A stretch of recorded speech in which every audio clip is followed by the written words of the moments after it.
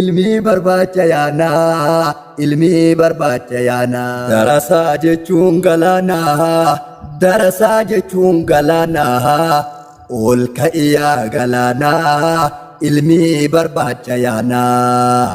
darasaa jechuun galaanaa darasaa jechuun galaanaa ol ka'iyaa galaanaa ilmi barbaacha yaanaa ol ka'iyaa galaanaa ilmi barbaacha yaanaa darasaa jechuun galaanaa darasaa jechuun galaanaa ol ka'iyaa galaanaa ilmi barbaacha yaanaa diinii fi faajjee dabarsitee dhalootatti osoo ufi laalin umrii ufii fixee diin irratti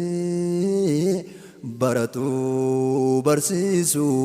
magaalaa baadiyyaatti obsanii baratanii isin arguudhaan baay'ee gammada isin tuhu bakka olumaa bakka buutani warataan anbiyyaa ayyuka isinu sheekota keenyarra kan dhablee isinii ammallee warra dhaababbi isin haa ta'isu waan akkasii qofa isinii dhaaba'ani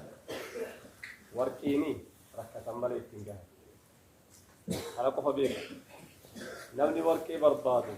akka qalbiitti hin argatu hagaarri irratti jigu jira haqilee keessa deemee qophii isa fixee maal isa godhee waa hundi argameet warqee argata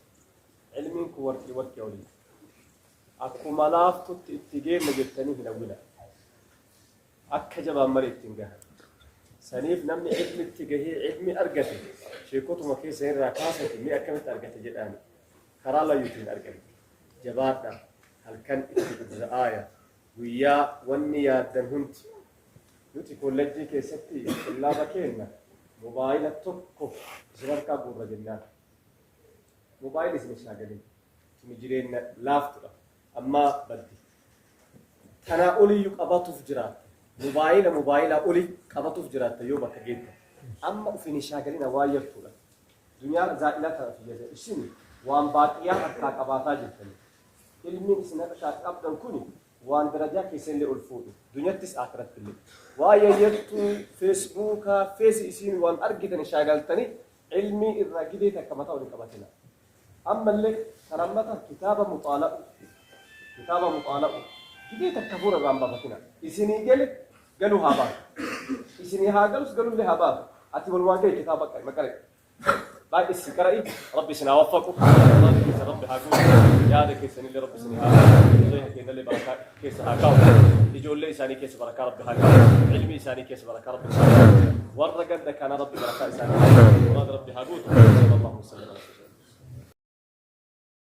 ol ka'iyaa galaanaa ilmi barbaacha yaanaa ol ka'iyaa galaanaa ilmi barbaacha yaanaa